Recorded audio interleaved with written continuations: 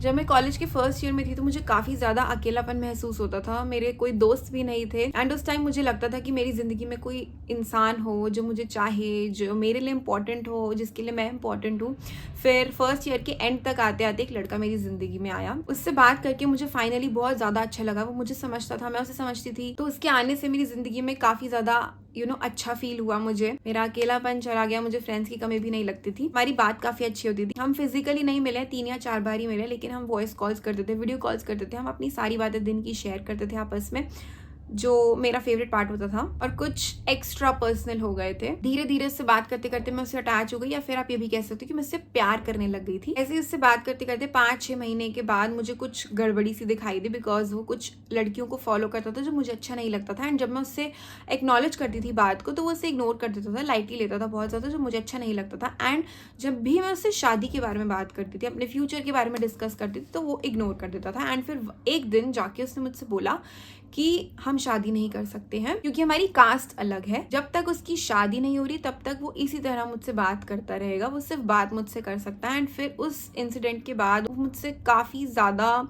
Rude behave करने लग गया। एंड वो मुझे बहुत ज़्यादा बातों बातों में बोल देता था कि तुम बहुत मोटी हो, तुम्हें तो प्रॉब्लम है, तुम डिप्रेशन में हो, तुम अपना ध्यान नहीं रखते हो। एंड वो मुझे कुछ बातें बोलने लगा जो मुझे अच्छी नहीं लगती थी। अब जाके वो काफ़ी ज़्यादा बदल गया है, बिकॉज स्टार्टिंग में वो दिन में बहुत बार मुझसे बात करता था, लेकिन अब वो मुझे सिर्फ तभी कॉल करता है जब उसका कोई सेल्फिश मोटिव होता है। तभी वो मुझे इंपॉर्टेंस देता है, वीडियो कॉल्स करता है जब उसकी नीड होती है। तो मैं उसे छोड़ नहीं पा रही हूँ क्योंकि मैं उससे अटैच हो चुकी हूँ, मैं उससे प्यार करती हूँ, मैं उससे शादी करना चाहती हूँ, मैं उसके साथ फ्यूचर देखती हूँ, लेकिन वो बिल्कुल भी इस बात को लेके सीरियस नहीं है। एंड मैं बहुत ज़्यादा परेशान हूँ। मैं उसे छोड़ना भी नहीं चाहती क्योंकि मैं अकेले दोबारा नहीं होना चाहती हूँ। मुझे उससे बात करके काफ़ी अच्छा भी लगता है। I don't know what to do. जय Shri Radhe. This is episode 2 of sharing real situations. So Instagram पे this is one more follower जिसने अपनी स्टोरी मेरे साथ शेयर की थी। एंड मैंने काफ़ी टाइम तक उससे बात भी की, but again I would say कि जो इंसान अपने खुद की मदद नहीं करना चाहता, कोई उसकी मदद नहीं कर सकता। So coming to Shrimad Bhagavad Gita. Shrimad Bhagavad Gita में पहली चीज़ तो यही बताई गई है जो मैंने पिछले वीडियो में भी शेयर की थी, डू नॉट गेट अटैच्ड। ठीक है, लेकिन हमारी मोटी बुद्धि में हमें ये छोटी सी बात नहीं घुसती है कि अटैच नहीं होना, नहीं घुसती। चलो कोई बात नहीं। दूसरा श्लोक ये भी है कि इंसान को ना अपने आप में खुश रहना चाहिए। कोई इंसान आ रहा है, कोई जा रहा है, हमें इनमें लिप्त नहीं होना चाहिए। जो भी है चीज़ें, just be stable, that's it. ये स्टोरी यूट्यूब पे शेयर करने का सिर्फ एक रीज़न है मेरा कि this is not a very rare situation. ये अनकॉमन नहीं है, बहुत ही कॉमन सिचुएशन है जो हर किसी के साथ हो रही है।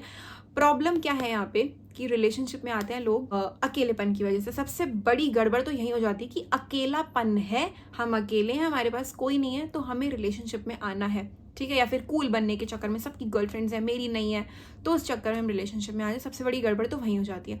दूसरी गड़बड़ होती है रेड फ्लैग्स को इग्नोर करते हैं। वो कुछ भी करे जा रहा है out of attachment, out of खालीपन, हम सब सहते हैं। दूसरी गलती। तीसरी गलती, हम पार्टनर चूज करने में बहुत बड़ी गलती करते हैं क्योंकि हम खुद को ही नहीं जानते। हमें यही नहीं पता हमें जिंदगी से क्या चाहिए, हमें कैसा इंसान चाहिए। हम अपने आप से प्यार ही नहीं करते, हम अपनी रिस्पेक्ट ही नहीं करते, तो हमें कैसे पता चलेगा कि हमें कैसा इंसान चाहिए। अब यहाँ पे हो जाता है डिसबैलेंस, सोच का डिसबैलेंस। ये जो सिचुएशनशिप्स चल रही हैं आजकल, ये सब आ रही हैं वेस्टर्न कल्चर से। शादी नहीं करनी लेकिन बात करनी है, हम रिलेशनशिप वाला सब कुछ करेंगे लेकिन हम शादी नहीं करेंगे, कमिटमेंट नहीं देंगे। ये सारी चीजें कहाँ से आ रही? वेस्टर्न से आ रही हैं। अब एक इंसान तो सोच के बैठा है कि हमें फ्यूचर देखना है, हम शादी करेंगे, हमें आगे का सोचना है उसके साथ, लेकिन दूसरा बंदा सोच के बैठा है कि नहीं भाई, मुझे ये सब नहीं चाहिए, शादी तो मैं अपनी मम्मी की पसंद से करूंगा, शादी तो मैं अपने हिसाब से किसी और लड़की से करूंगा, लेकिन टाइम पास के लिए मुझे दूसरे लोग चाहिए। तो एक क्या हो गया? एक हो गया डिवाइन क्वालिटी वाला इंसान, एक हो गया दयावान इंसान, और एक हो गया दुष्ट इंसान, डिमोनिक इंसान। जब गलतियां आपको पता चल चुकी हैं तो इसका सॉल्यूशन भी आप ही के पास है। अगर आप प्यार करने की हिम्मत रखते हो तो उस प्यार को वापस करने की भी हिम्मत आपके अंदर है। ऐसा नहीं अब तो प्यार हो गया जी, हम नहीं भुला सकते, सब भुलाया जा सकता है, सब कुछ किया जा सकता है।